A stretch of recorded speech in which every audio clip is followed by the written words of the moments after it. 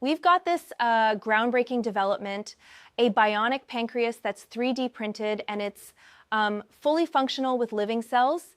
It produces insulin, glucagon, and peptide C, just like a natural pancreas does. That's wild. It's not just a mechanical device, it's an actual organ replica, right? Exactly. It's like not merely an insulin pump, but a whole organ that mimics our own dynamic two-hormonal balance. It addresses the limitations of traditional insulin therapy. And this technology is from Polish engineers, correct? I remember they even got an award for it. Yep, Polbionica, the company behind it, was recognized as the Polish product of the future by the Polish Agency for Enterprise Development. That really underscores the technological maturity of the project. But don't you think that going from animal models to human trials will be a huge leap?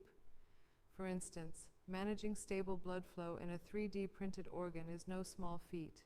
True, managing perfusion in a printed organ is one of the major engineering challenges. It's like ensuring that every part gets enough oxygen. It's like watering a garden evenly. They seem to have cracked that problem, though, in preclinical trials on large animals, which is really promising. And aside from diabetes, do you think this scalable technique might revolutionize other aspects of transplant medicine? Absolutely. It's not just about treating type 1 diabetes anymore. It opens the door to personalized regenerative therapies across a range of metabolic and transplant-related conditions.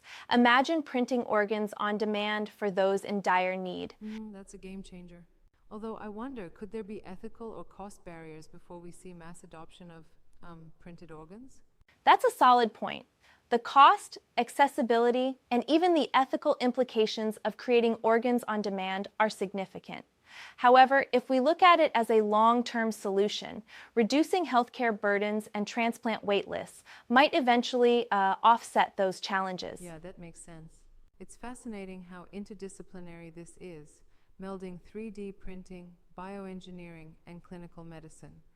Do you think it's a hint at the future where the line between engineering and medicine really blurs?